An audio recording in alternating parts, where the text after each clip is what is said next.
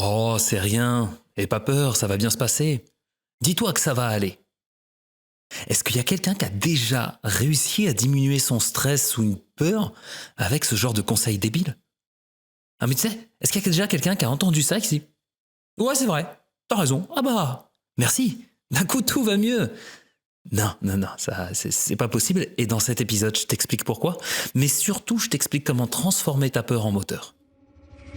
Mental Scaling, le podcast. Le podcast. Pas de bullshit, que du concret.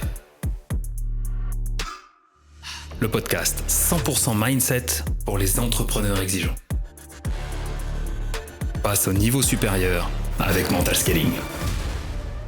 Qu'est-ce que la peur et pourquoi ça existe? C'est vrai, ce truc-là c'est super chiant. Alors pourquoi c'est là? Eh bien, pour bien comprendre ça, il va falloir retourner 20 000 ans en arrière. Nous sommes le 3 juin, moins 180703, il est 8h47. Nous sommes à l'âge de Pierre. Pierre? Présent. Pierre? Présent. Pierre?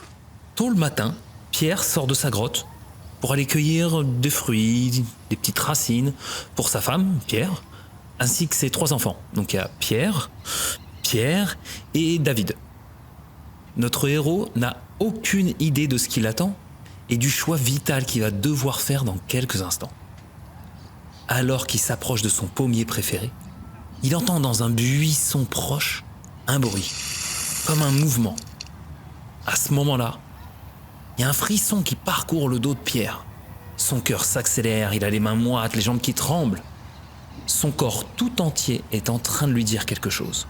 « Pierre, méfie-toi, il y a probablement un danger dans ce buisson. » Et c'est pas faux. Lorsque les branches du buisson s'écartent, que Pierre s'approche, il se penche un peu au-dessus et il peut s'apercevoir qu'il y a un terrible félin prêt à lui bondir dessus pour protéger ses bébés. Ouais, j'ai pas trouvé de son de tigre suffisamment convaincant. Donc on va se contenter de ça. Et tu sais quoi? C'est pas vraiment un problème. Parce que même un chat bien vénère, ça peut faire des sacrés dégâts. Hein. Que ce soit un tigre, une petite chatoune ou même Pierre, ils sont tous les deux, ou tous les 3, ou tout le monde, hein, est soumis au même mécanisme. Lorsqu'ils perçoivent un danger, ils ont peur. Et heureusement qu'ils ont peur. Moi, je les comprends, et je comprends la chatoune. Hein. Parce que toi, t'écoutes mon podcast et tu te dis « Ouais, Romain, c'est un mec bien, c'est un mec chouette. » Donc Pierre, forcément, il a inventé un personnage qui est un mec cool. Mais en fait, t'en sais rien. Ce que tu sais pas, c'est que Pierre, il aime bien bouffer des chats, en fait. À la base, dans mon histoire, il devait y avoir un tigre. Mais si t'as 2 sous de connaissances en géo, bah tu sais qu'on n'est pas en France. Hein. En France, il n'y a pas de tigre. Donc ça veut dire que Pierre, il n'a pas la même gastronomie que nous. Et ça, la chatoune, elle le sait. Donc son cerveau reptilien, il lui dit « Fuis ou bats-toi ». Sauf qu'elle, elle doit protéger ses petits. Et donc, elle va pas fuir. Voilà à quoi servent nos émotions. Elles nous servent à nous faire réagir, à nous mettre en mouvement. Comme toutes les autres d'ailleurs, hein, l'ensemble de nos émotions servent à nous mettre en mouvement. Le mouvement, en latin, alors il paraît, hein, j'ai pas réussi à vraiment vérifier, mais il paraît qu'en latin, c'est « emovere ». Ça veut dire « qui vient du mouvement ». Par contre, en anglais, ils disent « emotion ». Hein, pas forcément besoin d'avoir fait de grandes études, mais « motion », c'est ce qui vient du mouvement. Donc, l'objectif de nos émotions, c'est de nous permettre d'avoir une réaction, de pouvoir créer du mouvement. Et la peur, notamment, parmi toutes les émotions, la peur, c'est un mécanisme super puissant qui a pour but de nous mettre en mouvement. Imagine Pierre, si j'avais eu un vrai son de tigre. Imagine Pierre face à un tigre qui se dit « Non, pas de raison d'avoir peur. Tout va bien se passer. » Ben, il se serait fait bouffer. Et l'espèce humaine n'aurait pas survécu si on n'avait pas eu de peur. Donc, le mécanisme de peur, c'est un mécanisme très très puissant qui a pour but de nous protéger, en premier lieu. Et comment il fait? Ben, soit il nous permet de nous battre, soit il nous permet de fuir, en redirigeant l'afflux sanguin vers les parties externes de ton corps. Tu vas moins bien voir parce que le sang va aller vers les jambes, vers les bras pour te battre, pour fuir. Le cœur s'accélère, te préparant à un danger, un effort physique. C'est pour ça que tu as ces manifestations. Pour te dire, ce mécanisme de peur, il est tellement puissant qu'il est utilisé de partout pour t'amener à te faire des trucs. Nous sommes en guerre. Oui, on peut appeler ça de la fils de puterie, mais bon, ça, c'est toi qui vois. Hein. Peut-être, il y en a qui aiment, il y en a qui croient en la bonne foi de tout ça. Mais toi, si tu t'attendais à de la bienveillance, en tout cas dans ce podcast, c'est foutu, hein, tu vas être déçu. Hein. Et donc la peur, comme toute émotion, c'est un messager. Elle est là pour te donner une alerte. C'est un peu comme un signal incendie. Tu vois ce signal ? Tu t'en rappelles un peu à l'école ? Eh ben, il est désagréable, mais il est vital. Et le problème aujourd'hui, c'est qu'on tire sur le messager. On tire sur le messager parce qu'on n'a jamais appris à l'écouter. On n'a jamais appris à le comprendre. Et la peur, elle est là pour te mettre en garde d'un danger perçu. Alors certes, elle est désagréable, mais elle n'est pas négative. Elle est positive. Toutes les émotions sont positives, puisque toutes les émotions sont là pour te prévenir de quelque chose. Donc le premier truc que tu peux faire déjà aujourd'hui, c'est de changer ton rapport aux émotions et de ne plus parler d'émotions éventuellement négatives, mais de sensations désagréables. Parce que c'est ça la vérité. Une alarme incendie, elle est pas négative, elle est désagréable. Et t'as le choix. T'as le choix de l'écouter et de te sauver en courant si jamais ta baraque prend feu, ou alors de rester, ou même de l'éteindre en disant « Ah, oh, c'est bon, hein, ça va. Dis-toi que ça va aller. » Et puis bon, bah écoute, hein, on ira voir tes tas de cendres après. Donc la peur, elle est positive et elle est là pour te signaler un danger. Pas forcément un vrai danger, mais un danger que tu perçois, un danger que ton inconscient projette. Et ça, c'est très important de le comprendre. Parce que bien sûr, souvent nos peurs sont exagérées, sont exacerbées ou maximisées en quelque sorte selon les contextes. Et puis quand on prend du recul, on remarque que c'est peut-être pas forcément nécessaire d'avoir aussi peur. Mais là, c'est pas si facile. Je t'expliquerai la mécanique neuronale et hormonale dans un futur épisode. Tu verras, ça te donnera d'ailleurs une compréhension profonde du sujet et c'est super passionnant. D'ailleurs, pour être sûr de ne pas le louper, abonne-toi à ce podcast dès maintenant. Et d'ailleurs, comme je connais très bien les mécaniques du cerveau, je sais que certains là qui sont en train d'écouter vont se dire « Ouais, oui, c'est vrai, je vais m'abonner, c'est super, Romain en plus, il raconte super bien les histoires. Donc promis, à la fin de l'épisode, je m'abonne. Et tu vas procrastiner, tu vas zapper. Et je serais bien un mauvais coach si je t'aidais pas à t'améliorer, si je te confortais dans ces schémas. Alors, je vais te laisser 10 secondes pour que tu puisses t'abonner. Et tu ne louperas rien de cet épisode et des suivants, donc vas-y, tu as 10 secondes.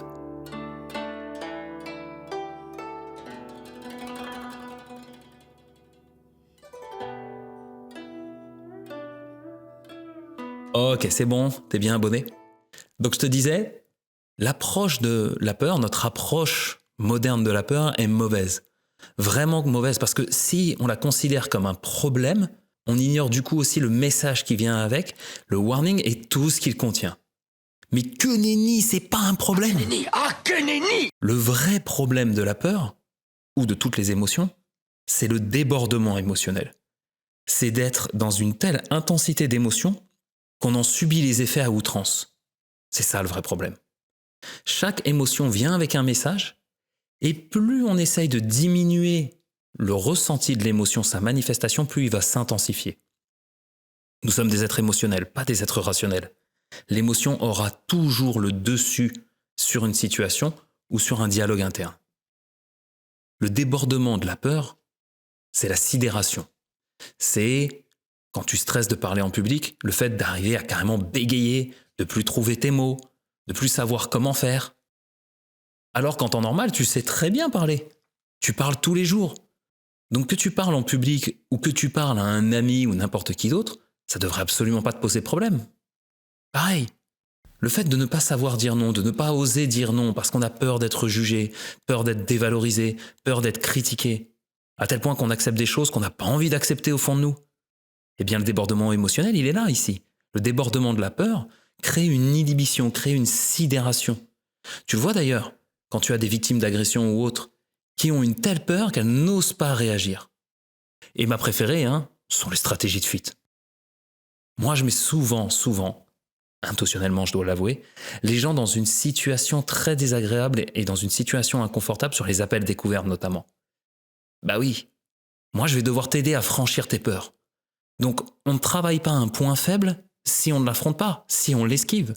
Si tu veux renforcer un point faible, il faut t'y confronter. Et je ne vais pas bien sûr te mettre dans un haut niveau de stress, mais je vais juste aller chercher le point de friction qui fait que tu es face à une peur. Et alors là, c'est le boulevard du bullshit pour ne pas dire « Ouais Romain, j'ai peur ». Les stratégies de fuite sont des mécanismes qui nous évitent d'affronter des peurs, et notamment une très grande peur, celle de voir se confirmer ce qu'on pense déjà de nous-mêmes. J'ai peur de l'échec parce que l'échec viendrait confirmer que je ne suis pas à la hauteur. L'échec viendrait confirmer ce que les autres ont dit de moi pendant des années. L'échec viendrait carrément confirmer ce que je pense de moi secrètement. Et comme j'ai absolument pas envie de me dire que oui, c'est vrai, je suis pas à la hauteur, je vais mettre des stratégies de fuite en place. Et comme c'est très dur de me dire la vérité, c'est très dur de faire mon coming out de la peur, je vais inventer tout un tas de raisons pour justifier le fait que je ne passe pas à l'action. L'erreur numéro 1 face à ça, c'est de vouloir combattre la peur, soit par la fuite, soit par la force. Parce qu'au final, ça ne fera que la renforcer. La vraie question à se poser, c'est pas comment je vais faire pour ne plus avoir peur, mais c'est de quoi est-ce que je devrais avoir encore plus peur. Je te l'ai dit, nous ne sommes pas des êtres rationnels, nous sommes des êtres émotionnels.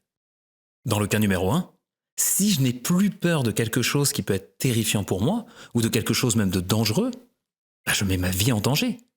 La peur, c'est ça, c'est à ça qu'elle sert, elle sert à protéger nos vies.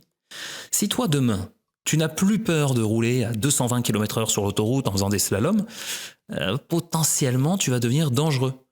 Donc on a tout intérêt à garder cette peur en place. Si on se dirige sur une thématique business un peu plus centrée sur ce qu'on a l'habitude de traiter, si toi, demain, tu trouves moins de motivation dans ta boîte, moins de motivation dans le projet que tu as créé, tu as des bons revenus, tu as un niveau de vie satisfaisant, tu peux payer tes charges, ton loyer, nourrir tes enfants et offrir une vie confortable à tout le monde, mais par contre, au quotidien, tu kiffes pas. Il se peut que tu héberges une peur ou une crainte avec une croyance qui serait « si jamais j'arrête de faire ce que je vais faire, demain je n'aurai plus de revenus, ou je risque de me retrouver à la porte, ou je ne pourrai plus payer l'école de mes gosses, etc. etc., etc. » Et cette peur-là va te maintenir dans le déni, dans l'inaction, et va te maintenir dans un espèce de statu quo. Sauf qu'en vérité, le statu quo n'existe pas. Moins tu passes à l'action, plus tu fuis tes peurs, plus tu envoies un message puissant à ton inconscient qui te dit « je ne suis pas à la hauteur ». Non, la vraie solution, c'est d'avoir peur de l'inaction. D'avoir peur du fait de ne rien faire. D'avoir peur de la peur. D'avoir peur de « ok, qu'est-ce qui se passe si je ne fais rien ?» La plupart des personnes que j'ai eues en coaching et qui ont pris la fuite ou qui ont eu peur refusaient absolument de s'avouer la vérité. Si je ne change pas ma façon de penser, demain je revivrai en boucle la même chose. Parce que c'est ça qui va se passer. Le titre de cet épisode, c'est « Fais de la peur un moteur ». Voilà la solution, je te la donne ici et maintenant. Si tu as peur de passer à l'action, ancre encore plus de peur sur le fait de ne pas passer à l'action. Souvent, et je t'invite à aller écouter l'épisode sur les niveaux logiques, sur le why, souvent je monte sur le système de valeurs. Je dis par exemple à un parent qui a monté une boîte, si tu ne passes pas à l'action pour mener la vie de tes rêves, mener la vie qui t'inspire vraiment, pas celle qui va te faire gagner énormément d'argent, celle qui va te permettre de gagner du fric, mais surtout qui va te permettre de faire quelque chose qui t'anime au quotidien, quelque chose qui te paraît délirant aujourd'hui, mais peut-être qui est socialement moins prestigieux. Eh bien, si tu oses faire ça, quel est le message que tu vas envoyer à tes enfants? Quel est l'exemple que tu vas montrer? Qu'est-ce que tu vas incarner? Et à contrario, si tu ne le fais pas, si tu continues de te mentir au quotidien, c'est quoi l'exemple que tu montres à tes enfants? En faisant ça, je viens connecter un comportement au système de valeurs. Et la personne, d'un coup, se met à avoir beaucoup plus peur de transmettre le mauvais message, la mauvaise éducation à ses proches, et finit par se mettre en mouvement. On ne lutte pas contre une peur, on l'écoute dans un premier temps, et ensuite, on vient ancrer encore plus de peur sur l'inaction, sur le fait de ne pas la franchir. Si bien qu'au bout d'un moment, il devient acceptable de se mettre en mouvement, de traverser cette peur, parce qu'on a encore plus peur de rien faire. Garde ça en tête, et je m'arrêterai là-dessus pour aujourd'hui. Le cerveau ne sait pas faire moins d'une problématique. Une peur a une intention positive pour ton cerveau. Elle a pour but de te protéger. Et ton cerveau ne sait pas faire moins de quelque chose qui lui est positif. Ton cerveau ne fonctionne que pour du plus. Donc toi, tu dois comprendre cette mécanique et faire plus, mais d'une autre manière. Plus de peur sur les conséquences de ne rien faire. Plus de peur sur les conséquences, sur les leçons que tu vas donner si tu n'oses pas franchir cet obstacle. Et à ce moment-là, tu verras que ça va devenir acceptable. C'était Mental Scaling, le podcast. Pour ne pas louper les prochains épisodes, abonne-toi dès à présent. Et pour aller plus loin, participe toi aussi à mon prochain live.